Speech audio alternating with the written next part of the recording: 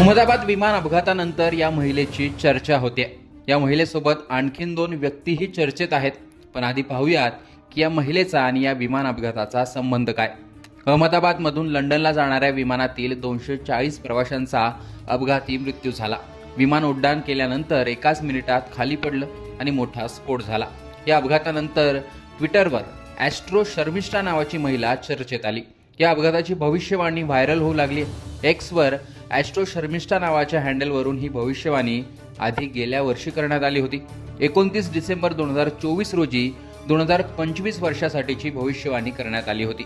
त्यात तिने भारतीय हवाई क्षेत्राबाबत भविष्यवाणी केली होती। यात एक मोठ्या विमान अपघाताची शक्यता असल्याचं म्हटलं होतं। तीच पोस्ट तिने पुन्हा 5 जून रोजी रिपोस्ट करत मी आजही विमान अपघाताची शक्यता असल्याचं सांगत असल्याचं म्हटलं होतं। 2025 मध्ये विमान अपघात आणि विमान वाहतुकीत विनाश होण्याची भविष्यवाणी मी अजूनही तशीच ठेवत आहे असं तिने 5 जूनला रिपोस्ट करत म्हटलं होतं।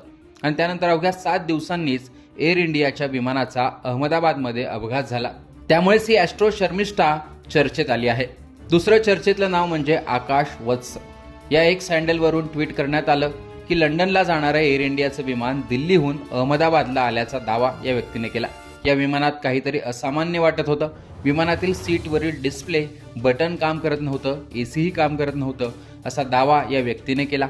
अहमदाबादवरून उड्डाण करण्यापूर्वी मी त्याच फ्लाईटमध्ये होतो। मी दिल्लीहून अहमदाबादला आलो होतो असं त्याने एक्सवरील पोस्टमध्ये म्हटलं आहे। तसेच या पोस्टमधील व्हिडिओत विमानातील एसी काम करत नसल्याचं व्हिडिओतून त्याने दाखवलं होतं आणि प्रवासी मॅगझिनने हवा घालत असल्याचंही म्हटलं होतं। त्याचे व्हिडिओ आणि फोटोज त्याने पोस्ट केलेत। त्याच्या पोस्टची देखील चर्चा होत आहे। आता ते विमान हेच होतं का यावरूनही वेगळी चर्चा रंगली आहे। चर्चेतलं तिसरं नाव म्हणजे रमेश विश्वास कुमार।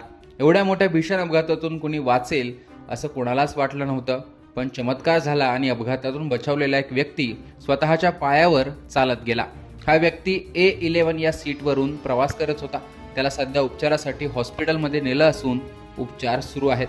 त्याने विमान आदळण्याआधी इमर्जन्सी दरवाजातून उडी घेतल्याचं बोललं जात आहे।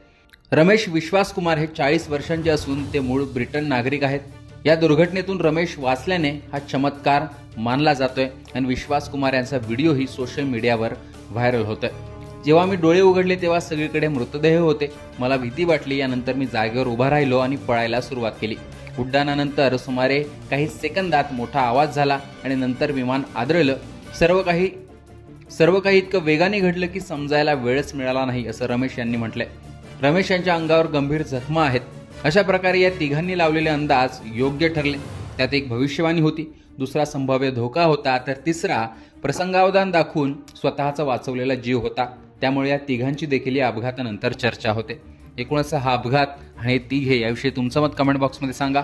लोकमतचं यूट्यूब चॅनल सबस्क्राईब केलं नसेल तर आठवणीनं सबस्क्राईब करा।